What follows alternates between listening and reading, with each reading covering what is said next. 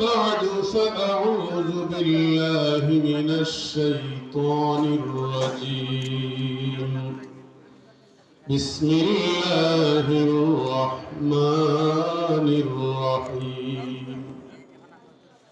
كل نفس ذائقة الموت صدق الله مولانا العظيم وقال الله تعالى في شان حبيبه مخبرا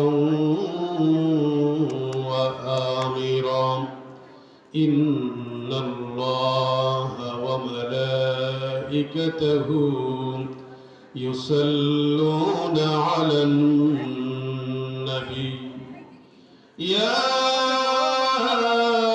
أيها الذين آمنوا صلوا عليه وسلموا تسليما اللهم صل على سيدنا مولانا محمد وعلى آل سيدنا حضور معظم جناب مكرم حضور معظم جناب مكرم رسول خدا افتخار مدینہ اللهم صل على مولانا محمد وعلى آله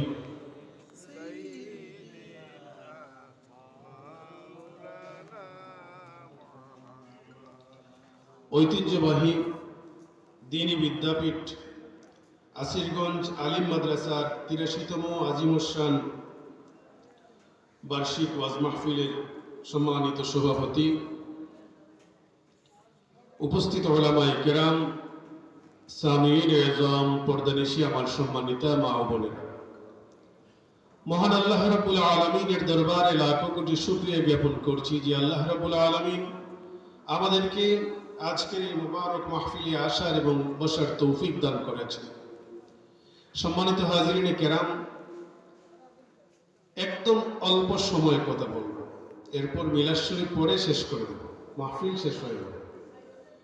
তো যারা শেষ মোনাজাত করবেন, মিলাদে শরীক হবেন, চলে আসতে পারেন, বেশি সময় কষ্ট দেব না ইনশাআল্লাহ।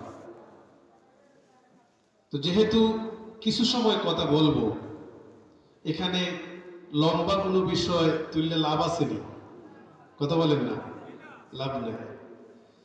এছাড়া আমি যে বিষয়টি আলোচনা করার ইচ্ছা করেছি এটা সবার জন্য জানা জরুরি। তো মাইকের সাউন্ড যেহেতু চতুর্দিকে যাচ্ছে, আমি শুধু আপনাদেরকে উদ্দেশ্য করে নয়, বাহিরে যারা আছেন সবাই শুনবেন। আমি আপনাদের সামনে ছোট্ট একটা আয়াত তিলাওয়াত করেছি, কুল্লু নাফসিন যায়িকাতুল মাউত। আল্লাহ পাক বলেছেন আমাদের প্রত্যেককেই মরতে হবে, নফস বলতেই মৃত্যুবরণ করতেই হবে। তো মৃত্যুর আলোচনা করার জন্য নয়, মৃত ব্যক্তি যারা মৃত্যুর পথযাত্রী, মানে সাকরাতে যারা, এর থেকে নিয়ে মানুষের কাছে যখন মওত এসে যায়, এর থেকে নিয়ে দাফন কাফন করার শেষ পর্যন্ত বেশ কিছু হক মৃত ব্যক্তি জীবিতদের উপর পান। জীবিতদের উপর মৃত ব্যক্তি বেশ কিছু হক পান, যেগুলো আমরা দিতে পারি না জানার অভাবে। আমি যেহেতু লম্বা করে কথা বলবো না, একদম শর্ট করে বিষয়গুলো উপস্থাপন করব। এখানে ওই সব সময়ের মতোই যেহেতু মাসালা বলছি, এরপর মিলাদ হবে, লম্বা করা যাবে না। এশার নামাজ পড়েন নাই আপনারা? তো এশার নামাজের মাসালা ঠিক আছে, এখনো অনেক সময় আছে আরো এশার নামাজের। প্রয়োজনে আপনারা, আমি তো আছি, জিজ্ঞেস করবেন, ইনশাল্লাহ আমরা বলে দেব। যথেষ্ট সময় এখনো আছে। তো আমি আপনাদের সামনে এই বিষয়টি কেন উপস্থাপন করছি, যেহেতু কেউ মারা গেলে আমরা যাই বিভিন্ন জায়গায়, বিশেষ করে আপনাদের এলাকায় যারা সাকরাতে থাকেন ওনাদের সামনেও যাওয়া হয়, জানাজায় যাওয়া হয়, দাফনে যাওয়া হয়। বেশ কিছু ত্রুটি চুকে ধরা পড়ার পরে আমি তো আমার মসজিদে শুধু বললে হবে না, বাইরে এসে বলা লাগবে। আমি আমার মসজিদে আলোচনা করেছি, বাহিরে এসে কথা বললাম। যেহেতু চতুর্দিকে মাইকের আওয়াজ যাচ্ছে, এখন মাসআলা বলছি, আবার বলছি, ত্রুটি বিচ্যুতি আছে, কান কাড়া হয়ে যাবে না? সবার কান কাড়া হয়ে যাবে। আগে বললাম কি আছে? ত্রুটি বিচ্যুতি আছে। প্রথম যে বিচ্যুতি এবং মারাত্মক অবহেলা যে বিষয়টা আমার কাছে ধরা পড়েছে,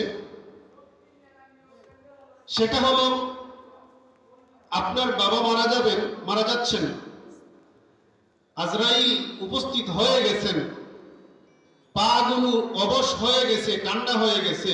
এমত অবস্থায় আমি দেখেছি আপনাদের বা বিভিন্ন এলাকায়, শুধু আপনাদেরকে বলছি না, গায়ে নিয়ে নেবেন, গায়ে ধরবে আবার, আমি সবার কথা বলছি।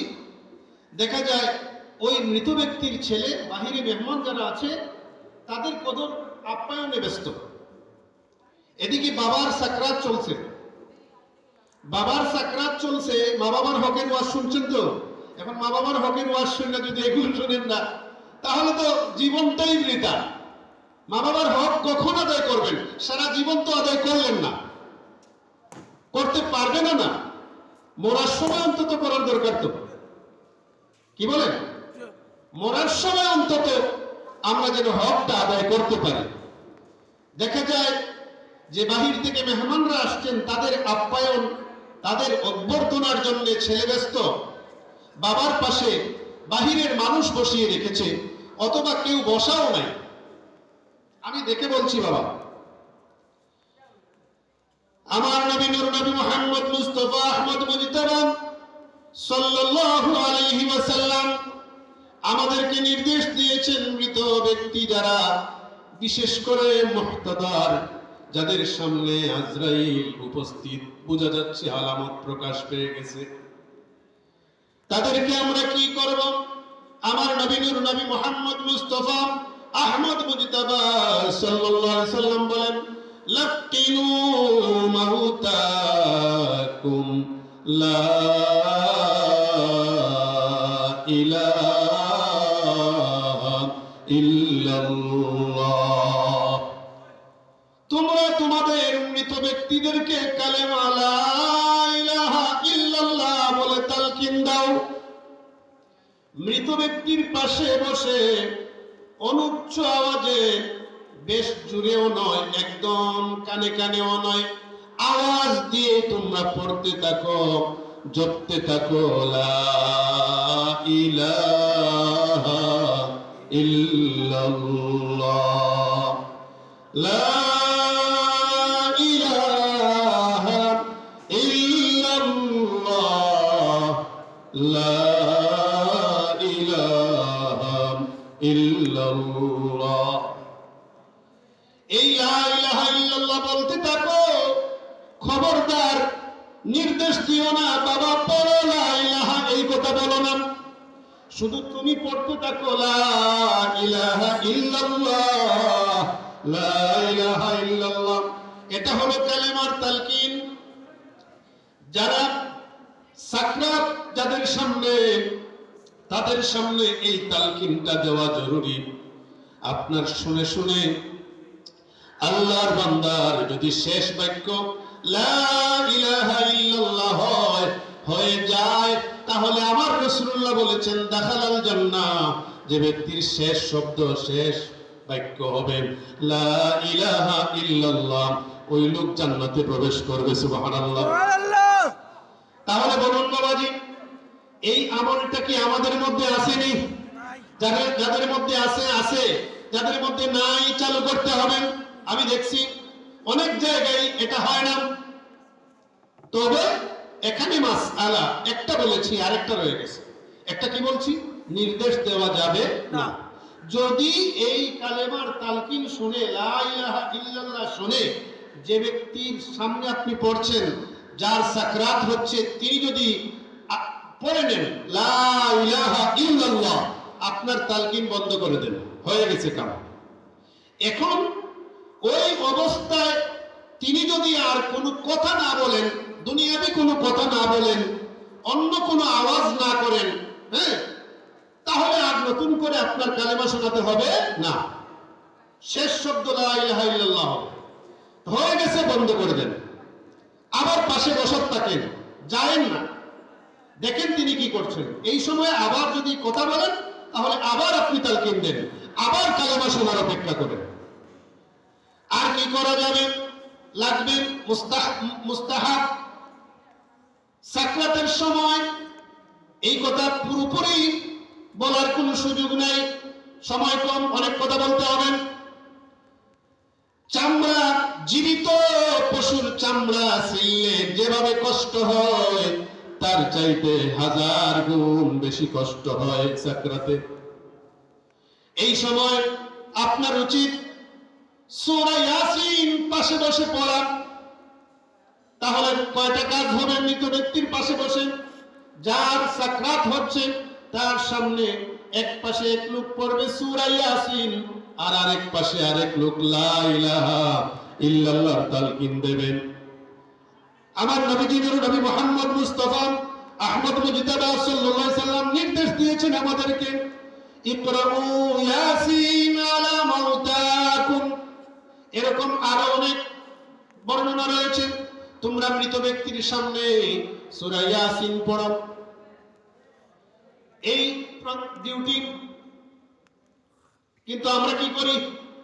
কালেমার তালকিনও হয় না, সূরা ইয়াসিনও হয় না, পাড়াপড়শি পুরুষ মহিলা গ্রাম বাঙ্গা এসে দেখার জন্য আসে, এক নজর দেখতে যায়। কথা বলেন না? কি নজর দেখতে? কয় নজর দেখতে চায়? এক নজর। পুরুষও আসে, মহিলাও আসে, আর মৃত ব্যক্তিরে গজবে ফেলায়। কথা বলেন না? যে ব্যক্তির কাছে যাকে দেখতে আসছে তাকে গজবে ফেলায়। গজবে কিসে ফেলায়? গজবে ফেলায়, গজবে। কারণ ওই যে বেপর্দা হোক আর পর্দাশীলা হোক, কত আর পর্দা দিয়ে আমাদের বাংলাদেশের মহিলারা আসবে, এখানে আসার পরেই রহমতের ফিরিস্তা বের হয়ে যায়। এছাড়া আসার পরেই হয় বাবা বালানি পানি খাইতাইনি, মুখের মাঝে পানি দেওয়া শুরু করে। এই যে একটা জামালার মধ্যে ফালায় দিল। আমার কথা হলো, আমি বলবো যদিও আপনারা পারবেন না, হয়তো আমি পারবো কিনা জানি না, এই সময় দরজা বন্ধ করে দিতে হবে। এই সময় কি দিতে হবে? দরজা।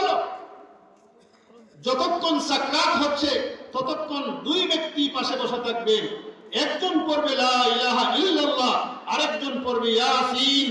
এটা বারবার করতে থাকবে, আর বাদবাকি কেউ আর পাশে আসবে না। যদি আলেম উলামা আসেন, ওনারা বুঝেন সামনে আসলে আরো বরকত হবে, আসলে আসতে পারেন, কিন্তু বাজে লোক কাছে আসবে না, বিশেষ করে মহিলারা আসবে না। মারা যাওয়ার পরে প্রথম ডিউটি হলো চোখ বন্ধ করে দিতে হবে। রাসূলুল্লাহ বলেছেন, চোখগুলো বন্ধ করে দাও, কারণ চোখ রূহ যে ফেরেশতারা নিয়ে গেছেন সেটার অনুসরণ করে। চোখটা বন্ধ করে দাও। মুখ যদি বন্ধ হয় না, মুখটা বন্ধ করে দাও। যদি তাও না হয়, কোনো কিছু দিয়ে বাঁধ দিয়ে, কাপড় দিয়ে একটা বাঁধ দাও, বাঁধ দিয়েও মুখটা বন্ধ করো। এগুলো কি আমাদের জানা আসেনি? জানা থাকলে ওই সময় কাজে লাগে না, কারণ ব্যস্ত হইলে মেহমান মুসাফির লইয়া।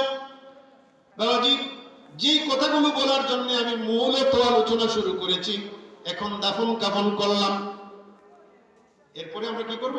জানাজার নামাজ পড়ে এখানে যদি বলি সবগুলো, তাহলে বুঝেন তো কয়টা বাজবে আর কতটুকু সময় লাগবে। আমি এসব বলছি না, বরং জরুরি কথাগুলো। দাফন শেষ, আমি চলে আসছি দাফনের মাঝখানের কথাগুলো বললাম না, জানাজার নামাজের কথাগুলো বললাম না, অনেক কথা অনেক কথা। এই সাবজেক্টে যদি একদিন ওয়াজ করা যায় তাহলে বোর প্যান্ডেলের মানুষ একজনও উঠবে না, সবাই শুনবেন, সুর তো এই কথাগুলো শুনবে।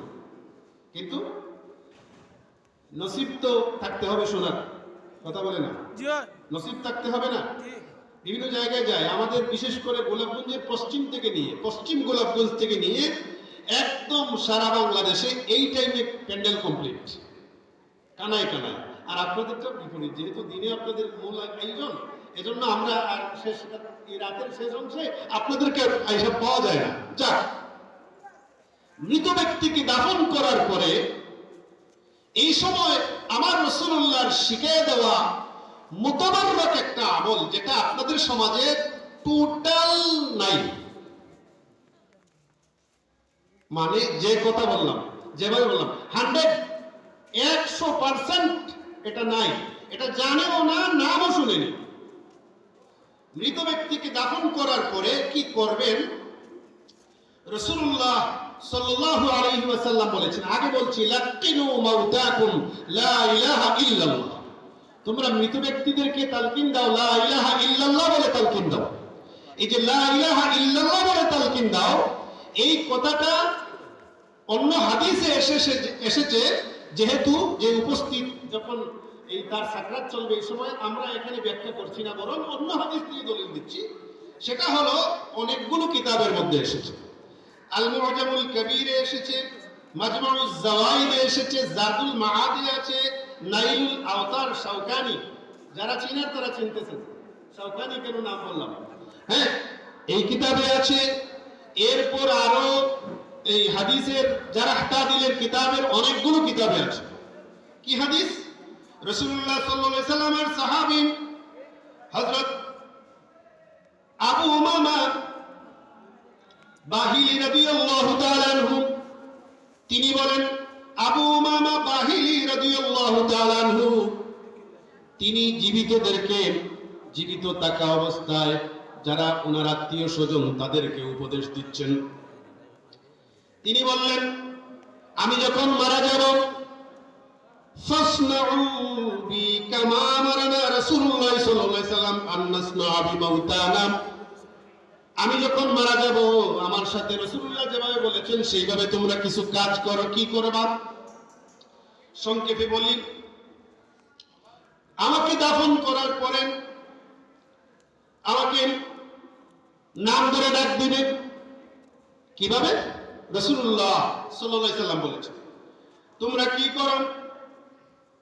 সুম্মা লিয়াকুল, যখন ইযা মাতা আহাদুম মিন ইখওয়ানিকুম, তোমাদের কোন ভাই যখন মারা যাবে, ফাসাওয়াইতুমুত তুরাবা আলা কবরিহি, কবরের মধ্যে মাটি দেবেন। ফালইয়াকুম আহাদুকুম আলা রাসি কবরিহি, তার কবরের শিয়রে একজন দাঁড়াবে। ফালইয়াকুম আহাদুকুম আলা রাসি কবরিহি, কবরের শিয়রে মাথার পাশে একজন দাঁড়াবে। আমি বলি, বরং এই রাসিহি বলতে মাথার শিয়র, মাথা বরাবর পিছন দিকে নয়, মাথা বরাবর দাঁড়াবেন। এমত অবস্থায় দাঁড়াইয়া বলবেন, ইয়া ফুলান আবনা ফুলানা, হে অমুকের ছেলে অমুক, মানে ধরেন তার মায়ের নাম ধরে। কার নাম ধরে? মায়ের নাম ধরে। ইয়া আব্দুল্লাহ ইবনে হাওয়া, যদি মেয়ে হয় বিনতে হাওয়া, আর যদি মায়ের নাম জানা থাকে, যেমন ধরেন মারিয়াম, মায়ের নাম মারিয়াম, তার নাম আব্দুল্লাহ, ইয়া আব্দুল্লাহ ইবনে মারিয়াম, এরকম মায়ের নাম ধরে ডাক দিবেন। প্রথম ডাকে রাসূলুল্লাহ বলেছেন, সময় কম, আমি বাংলায় বলি, প্রথম ডাকে আল্লাহর বান্দার কথা শুনবেন, কে যেন আমাকে ডাকছেন খেয়াল করবে, লক্ষ্য করবেন। দ্বিতীয়বার তুমি আবার বলো, ইয়া আব্দুল্লাহ ইবনে হাওয়া, মায়ের নাম জানা না থাকলে হাওয়া আলাইহিস সালাতু ওয়াস সালামের কথা নাম বলবেন, ইয়া আব্দুল্লাহ ইবনে হাওয়া। দ্বিতীয়বার যখন বলবে তখন আল্লাহর বান্দা বসে যাবে। তৃতীয়বার আবার বলো, ইয়া আব্দুল্লাহ ইবনে হাওয়া, অথবা মায়ের নাম জানা থাকলে এরকম বলো। তখন আল্লাহর বান্দা বসে গেছে তো আগেই, ওই অবস্থায় কথার জবাব দিবে যে লোক বলতেছে, ডাক দিতেছে, ইয়া আব্দুল্লাহ, মুরব্বী আপনার নাম কি বলুন? আব্দুল মান্নান। ইয়া আব্দুল মান্নান ইবনে, মায়ের নাম কি? হাওয়া। মায়ের নাম নাই বলা, হাওয়া, জানি না তো, হাওয়া। এরকম ডাক দেওয়ার পর প্রথমে শুনবেন, দ্বিতীয় ডাকে উঠতে বসে যাবেন, তৃতীয় ডাকে আল্লাহর বান্দা বলবে, আরশিদিনা রাহিমাকাল্লাহ। ও আল্লাহর বান্দা, কে তুমি আমাকে ডাকতেছো? আমাকে পথ দেখাও, আল্লাহ তোমারে দয়া করবেন। সুবহানাল্লাহ বলেন। মা বাবার ওয়াজ হচ্ছেন নাকি? আমি মা বাবার ওয়াজ রে কই, মেসাবা বলতে যে ওয়াজ করেন, এই ওয়াজ রে মা বাবার ওয়াজ কই না, আমার সেই পছন্দ করলে করবো, নাইলে নাই, এটা চান্দার ওয়াজ। কারণ মা বাবার ওয়াজ তো ঘটনা ছাড়া নাই, মাথন না। মা বাবার ওয়াজ ঘটনা ছাড়া আসিনি আর ফোকা চাই। মা বাবার ওয়াজ আরম্ভ করেও কিচ্ছা লম্বা একটা, যাইতে যাইতে যাইতে জঙ্গল, এর বাদে কিতা, এর বাদে হায় হায়। অথচ মা বাবার হক কোথায়? এই দেখেন, যদি ছেলে এরকম ডাকে তার বাবাকে, তখন বাবা তৃতীয়বার জবাব দিবে, আরশিদনা রাহিমাকাল্লাহ, হে আল্লাহর বান্দা, তুমি আমাকে পথ দেখাও, আল্লাহ তোমাকে রহম করবেন। তখন এই যে রহম করবেন, দোয়া করলেন, তো মৃত ব্যক্তি কি করলো? দোয়া করলো। এই দোয়াটা কার উপর করবে? ছেলের উপর। ছেলের জীবন কি আর আটকা থাকবে? কোনো শুকনা দিয়ে নৌকা যাবে না? কথা বলেন না? ওই ছেলের নৌকা কি শুকনা দিয়ে যাবে না? আবার বাবাজি বলছি যে কথা, মা বাবার হক আলোচনা করবেন, এগুলো কই থাকে? এই অবস্থায় যখন তৃতীয় ডাক দেওয়ার পর তুমি কি বলবে? ফালিয়াকুল উযকুর মা খারাজতা আলাইহি মিনাদ দুনিয়া শাহাদাতা আল্লা ইলাহা ইল্লাল্লাহ। হে আল্লাহর বান্দা, তুমি দুনিয়া থাকতে যে দ্বীনের উপর অটল ছিলে, সেটা বলো, লা ইলাহা ইল্লাল্লাহ, মানে ওই যে মার রাব্বুকা, এটার জবাব দাও। ওয়া আন্না মুহাম্মাদান আবদুহু ওয়া রাসূলুহু ওয়া আন্নাকা রাদিতা বিল্লাহি রাব্বান ওয়া বিল ইসলামি দীনা ওয়া বিমুহাম্মাদিন নাবিয়্যা ওয়া বিল কুরআনি ইমামা। এভাবে বলতে থাকো। এই যে কথাগুলো বললাম, এভাবে বলতে থাকো। মাশায়েখিনে আযম, আউলিয়া কেরামের মাধ্যমে যারা এই তালকিনের সিস্টেমটা, এই হাদিসে আরো আছে হাদিস, যে এইভাবে বলা যায়, একদম হুবহু হাদিসের কথাগুলো নকল করে বলা যায়। অথবা আপনি কি করবেন, প্রশ্ন তিনটা আছে, ওই প্রশ্নগুলো বলতে থাকুন, জবাব দিন।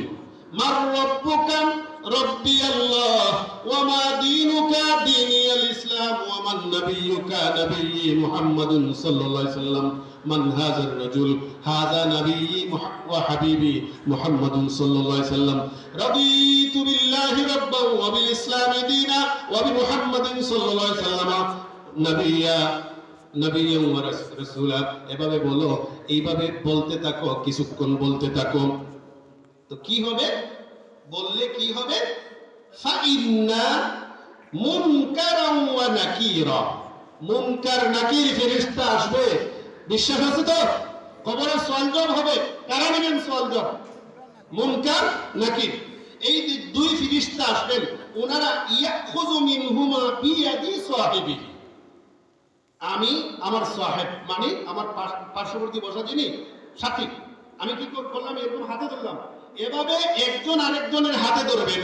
ইয়াখুযু মিনহু ওয়াহিদুম মিনহুমা বিয়াদি সাহিবিহি ওয়া ইয়াকুলু ইনতালিক বিনা মা নাকুদু ইনদা মান কাদ লুকিনা হুজ্জাতাহু। এখানে আর দাঁড়ায় লাভ নাই, প্রশ্ন করে লাভ নাই, আসো আল্লাহর কাছে চলে যাই। হুজ্জত বলে দিচ্ছে, দলিল বলে দিচ্ছে, জিজ্ঞেস করে লাভ নাই। সুবহানাল্লাহ। জিজ্ঞেস করে লাভ নাই, আল্লাহর কাছে চলে যাবেন। এর পরের অংশ হাদিস, ফায়াকুলুল্লাহু হাজিজাহু দুনাহুমা, এদের দুইজন সারা আল্লাহ নিজে তাদের জবাব দিয়ে দিবেন। জোরে একটা সুবহানাল্লাহ বলতে পারলেন না? মিষ্টি বাজবে না এটা, নাকি এটাও দিতে হয়েছে? আল্লাহ তার জবাব দিয়ে দিবেন। কত বড় সৌভাগ্য! এই হাদিস নিয়ে কিছু কথা বলেন কেউ কেউ, যাদের টেরা চোখ, তারা বলবে মারাত্মক দোষ। আমরা দেখেছি কিতাব তালাশ করে, এই হাদিসটার সনদে ইমামুল মুহাদ্দিসিন, যিনি ইমামুল মুহাদ্দিসিন হাফিজুল হাদিস আল্লামা ইবনু হাজার আল আসকালানি রাহিমাহুল্লাহ, তিনি তার লিখিত আত-তালখিসুল হাবির ফি তাখরিজি আহাদিসির রাফিউল কবির, আজ থেকে ইন্টারনেট বের হওয়ার আগে, না ইন্টারনেট বের হওয়ার আগে নয়, আজ থেকে 3-4 বছর আগেও আমি বড় বড় মুহাদ্দিসিন কেরাম অনেককে জিজ্ঞেস করেছি। আবার এই যে মুহাদ্দিসিন কেরাম লেখক নয়, আমি অনেককে জিজ্ঞেস করেছি, বড় মৌলানা এই কিতাবের নাম ওনারা জানেন না। আমি দেখেছি, টেস্ট করেছি, কারণ এগুলো প্রয়োজন পড়ে না, তো মিশকাত শরীফ পড়াইতেছেন মাদ্রাসায়, ওইটা নিয়েই আছে, আর কিছু লাগে না।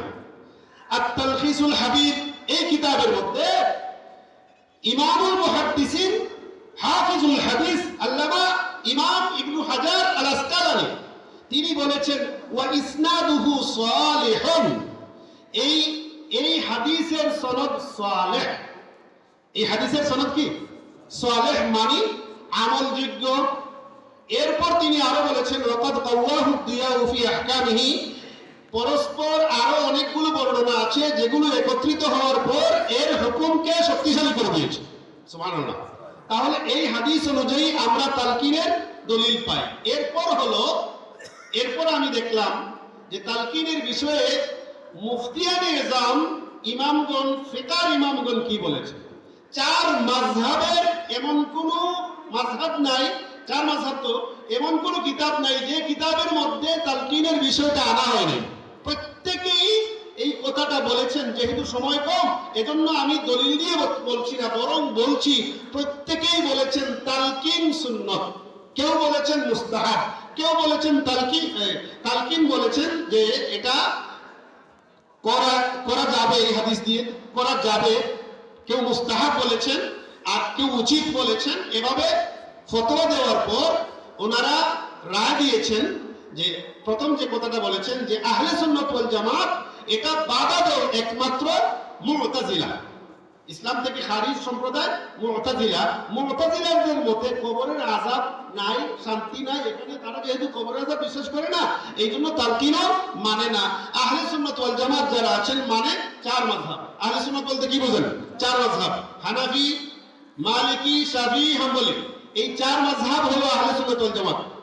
আবার এখানে বলবেন না যে যারা ইয়া নবী সাল্লাল্লাহু আলাইহি বলে তারাই আহলে সুন্নাত ওয়াল জামাত, আর যারা এটা বলে না তারা আহলে সুন্নাত ওয়াল জামাত নয়, ওয়াহাবি। এই কথাটা বলবেন না, আমাদের সালাফগণ আমাদেরকে এটা শিখান দেন। হ্যাঁ, যারা ইয়া নবী সাল্লাল্লাহু আলাইহিকে ব্যঙ্গ করবে তাদের জবাব আমরা দেই, কিন্তু তাকে আমরা ওয়াহাবি বলতে পারি না। আমাদেরকে আমাদের সালাফগণ, আমাদের হুজুরগণ, উস্তাদগণ, শায়েখগণ আমাদেরকে শিখিয়েছেন যে এটা যারা বলে না বলুক না, সমস্যা নেই, কিন্তু আহলে সুন্নাত ওয়াল জামাত হলো 4 মাযহাবের অনুসারী। তাহলে আমরা তালকিন করব। কি করব? তালকিন করব। এরপর তালকিনের পরে আরো কিছু বিষয় আছে।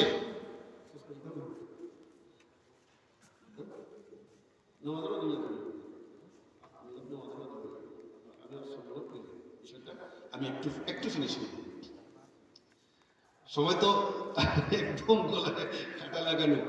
যাক, তো আমি যে কথাটা বলছিলাম, আমরা তালকিন করব।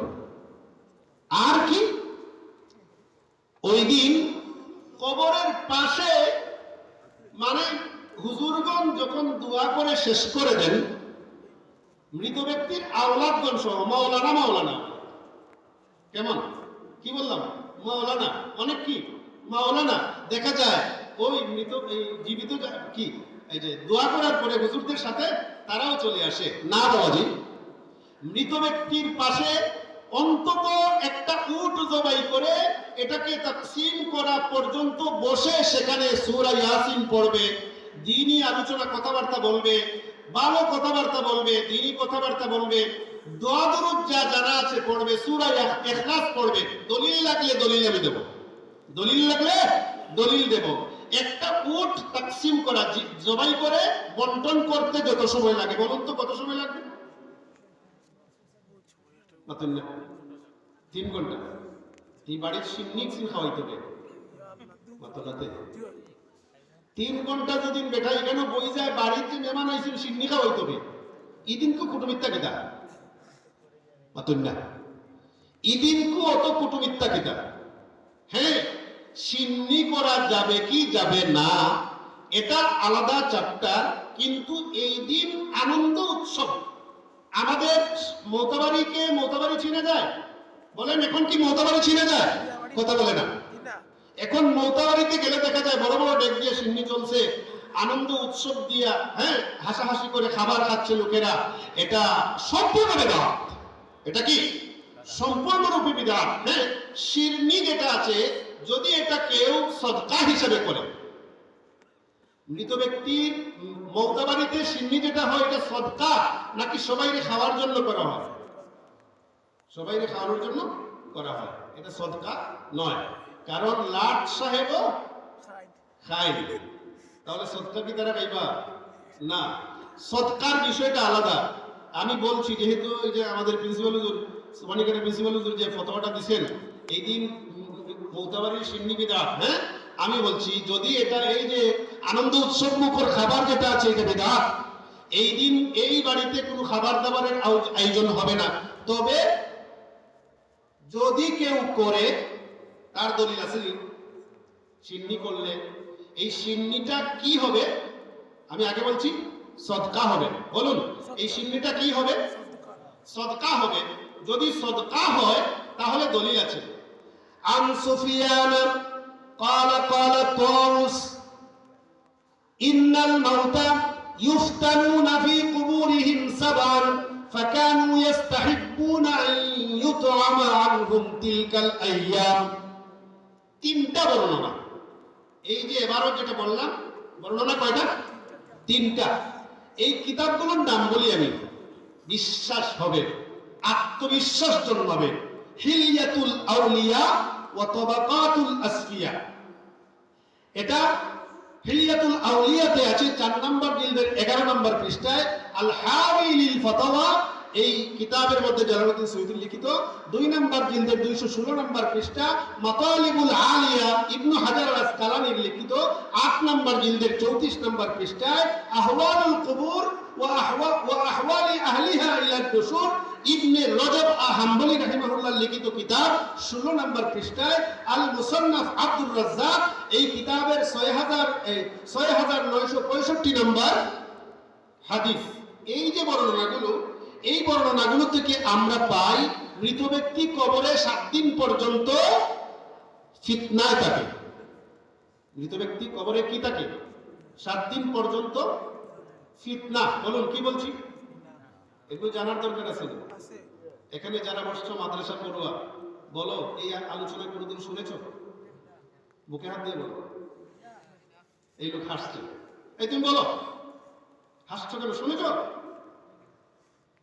আমি কি লুকাইয়া বলছি? লাইভ হচ্ছে, আমি শিক্ষা দিচ্ছি। এগুলো ওয়াজে এগুলো বলতে হবে, শুধু কিসসা কাহিনী আর টুস টুস আওয়াজ দিয়ে কাম নয়। আমাদের আকাবিরগণ এগুলো শিখাই দেন না আমাদেরকে। ফুলতুলি সাহেব কিবলা এরকম ওয়াজ করতেন না, আমরা যেরকম করছি এরকম করতেন। মুহাদ্দিস সাহেব, রারান মুহাদ্দিস সাহেব কিভাবে ওয়াজ করতেন? হ্যাঁ, আমাদের মসলক বলি, মসলক বললা বিন্দেশি বক্তা, যাদের অস্তিত্ব আমি জানি না, তার বাড়ি কোথায়, সে কি করে না করে, আসলে পড়ালেখা করছে কি না করছে কিচ্ছু জানি না, আমরা বাড়া দিয়ে আনি কেন? এগুলো বলবে। সেদিন মুফতি সাহেব আমাকে বলছেন, একজনের নাম বললেন যে ওই যে সত্যি বাজটা সিরিয়াস কোনটা হইবেন? বলে জি না হইতা। কারণ ইটা যদি হইলেন এই যেভাবে দু একটা পয়েন্ট ধরে ফেরাম, ইলা ওয়াজ করলে এরা 40,000 টাকা দিয়ে আনবানি আপনারা মতন না। তো ওয়াজ কোন কিছু হচ্ছি নুন তাই তে এখন আমরা করি আস্তা ফুস্টার বললে আমার এটা দেয়া বাড়া দিয়ে দেয়া বাড়াটি পুন্নতি ফুস্টার বলি না ওখানে পুণ্যে এখন আমরা হবে ওলামাই কেরাম একটা ওয়াজ শুনো, তাহলেই এগুলো শুনতে পারবা। আর না হয়তো বাকি খালি পুঁতি পড়ে চলে যাবে। আমি বলছি শুনুন, কবরে মৃত ব্যক্তি 7 দিন পর্যন্ত ফিতনায় থাকে। এই হাদিসটা বের করতেও মেসব পেটারে 1 সপ্তাহ লাগে। আমি বলে দিয়েছি লোকেশন পারবে, আরবি বললেও পারবে না, কোন কিতাবে আছে পারবে না বলতে। 7 দিন পর্যন্ত কি থাকে? ফিতনায় থাকে। তো তাওস যিনি তাবিঈ, এরপর পরের রিওয়ায়াত যেটা আহওয়ালুল কুবুরে আছে, তিনি মুজাহিদ, তিনি তাবিঈ। এরপর আরো যিনি বর্ণনা করেছেন উবাইদ ইবনে উমাইর আল-লাইসি। উবাইদ বিন উমাইর আল-লাইসি তিনি সাহাবী নাকি তাবী ইখতিলাফ। রাসূলুল্লাহর জামানায় তিনি জন্মগ্রহণ করেছেন, তিনি বড়ও ছিলেন, মানে মোটামুটি যুবক ছিলেন, দেখা হয়েছে কি না ইখতিলাফ আছে। তাহলে নির্ভরযোগ্য সূত্রগুলো সহিহ। 7 দিন পর্যন্ত ফিতনায় তাকে ওই তাউস বলেন। এরপর মুজাহিদ রাহিমাহুল্লাহ বলেন যে তারা মুজাহিদগণ, এই মুজাহিদ রাহিমাহুল্লাহ তাউস যখন বললেন তারা মানে সাহাবীরা, এই 7 দিন সুন্নি মানে মুস্তাহাব মনে করতেন। মৃত ব্যক্তি তো ইয়াস্তাহিবুনা আন ইউতআমা আনহুম তিলকাল আইয়াম, এই 7 দিন তারা কি করতেন? খাবার পাকাইয়া খাওয়াইতেন। কি জন্য? যাতে মৃত ব্যক্তি কবরে ফিতনা থেকে বাঁচে। মৃত ব্যক্তি কবরে কি থেকে বাঁচে? ফিতনা থেকে বাঁচে। কি ফিতনা? ইন্টারভিউ, বিভিন্ন প্রশ্ন, বিভিন্ন বিষয় আছে, ঝামেলা, হ্যাঁ, আরো অনেক কিছু আছে যেগুলো কবরের ওয়াজ করলে লম্বা করে বলা যাবে। তাহলে এই যে এই সময়ে 7 দিন পর্যন্ত ফিতনা থাকে, কেউ যদি সিন্নি করতে চায়, খাওয়াইতে চায়, তাহলে সদকা অনুপাতে, সদকা যদি হয়, সদকায় এটা তারুদ্দুল বলা, সদকা যদি হয় এটা করা যাবে। কিন্তু এই যে দাঁড়াও ভাবে সবার খাবারের আয়োজন করা এই দিন ঠিক নয়। এরপরে যেটা বলছিলাম, আল মুসান্নাফ আব্দুর রাজ্জাকে আছে যে মুমিন ব্যক্তি কবরে 7 দিন ফিতনায় থাকে আর মুনাফিক থাকে 40 দিন ফিতনায়। মুনাফিকের ফিতনাটা আরো বেশি, 40 দিন পর্যন্ত থাকে। আল্লাহ আমাদেরকে তৌফিক দান করুন যাতে আমরা এগুলো আমল করতে পারি। মানে যদি মৃত ব্যক্তির বাড়িতে ওই দিন সিন্নি হয় তাহলে গরিবদেরকে খাওয়ানোর জন্য হবে, আর যদি যারা মেহমান এসেছেন তাদেরকে খাওয়াইতে হয় আলাদা করে নিয়ে, সেটা এই বাড়িতে যেন না হয়, বলে না, মৃত ব্যক্তির বাড়িতে যেন না হয়। এখানে মৃত ব্যক্তির জন্য যে একটা সুখ করা হবে এটাতে যেন কোনো বাধা না পড়ে। তাহলে এই কথাটা বললাম। আর একটা কথা বলে দিই, রাসূলুল্লাহ সাল্লাল্লাহু আলাইহি সাল্লাম বলেছেন মৃত ব্যক্তিকে কাঁধে নিয়ে যদি 40 কদম দেওয়া হয়, কয় কদম আসেনি আপনারা? কদম ধরা হয় না, এর লাগে আমি 40 কদম গণ্যা গণ্যা মৃত ব্যক্তির ডান থেকে শুরু হবে। তাহলে কাছে কিতাবে একদম শামি কিতাব সহ বড় বড় কিতাবে আছে মুস্তাহাব। এটা কি মুস্তাহাব? মৃত ব্যক্তির ডান দিক থেকে শুরু হবে। তাহলে আমার কোন দিকে? জীবিত ব্যক্তির কোন দিকে? বাম। মৃত ব্যক্তির ডান হলে জীবিত ব্যক্তির বাম। এভাবে গণ্যা গণ্যা 40টা কদম দেওয়া হবে। আমার নবীজি নূর নবী মুহাম্মদ মুস্তাফা আহমদ মুজতাবা সাল্লাল্লাহু আলাইহি সাল্লাম বলেছেন, মান হামালা জিনাজাতান 40 খুতওয়াতান কাফফারাত 40 কাবীরাতান। যদি মৃত ব্যক্তিকে 40 কদম দরিয়া হাঁটা হয়, 40 কদম গোনা হয়, তাকে কাঁধে নিয়ে 40 কদম যদি গোনা হয়, তাহলে ওই প্রতিটা কদমে কদমে একটা করে কবিরা গুনাহ আল্লাহ মাফ করে দিবেন। সুবহানাল্লাহ। মৃত ব্যক্তির 40টা কবিরা গুনাহ মাফ হয়। তাহলে সিন্নি করতাম না, আমি ওটা ব্যস্ত থাকতাম। বাপ মারা গেলে দেখো মূল জিনিস তুই আমরা নহলে দৌড়িলাম। সিন্নি করবেন 4 দিনে করেন, 10 দিনে করেন, 20 দিনে করেন, 40 দিনে করেন, এগুলো ঠিক আছে করেন, কিন্তু এই দিনের কথা বলছি। আর এই দিন যদি করতে হয় তাহলে ওই 7 দিনের ফিতনার হিসাব ধরিয়া, মানে অল্প অল্প খাবার, এই মানে অল্প না, ওই দিন সীমিত সংখ্যক মানুষকে দিয়ে, মানে সদকা যেটাকে বলা হয়, অল্প নয়, তৌফিক আনমান দিবে, মানে সীমিত সংখ্যক মানুষ থাকবে অথবা বড় বেশি সংখ্যক মানুষ থাকবে, অসুবিধা নাই, এটা সদকা হিসাবে হবে। তাহলে এই যে কদম দেওয়া এটা আছে বাদারি সায়ানাতে আছে, শামিতে আছে, শরফুল কবিরে আছে, আর বাহরুল রায়াতে আছে। আল্লাহ আমাদেরকে তৌফিক দান করুন যাতে আমরা আমাদের এই সমাজে এই বিষয়গুলো চালু করতে পারি। এজন্য আমরা একটু কোশিশ করলাম। আল্লাহ আমাদেরকে তৌফিক দান করুন। ওয়া আখিরু দাওয়ানা আলহামদুলিল্লাহি রাব্বিল আলামিন।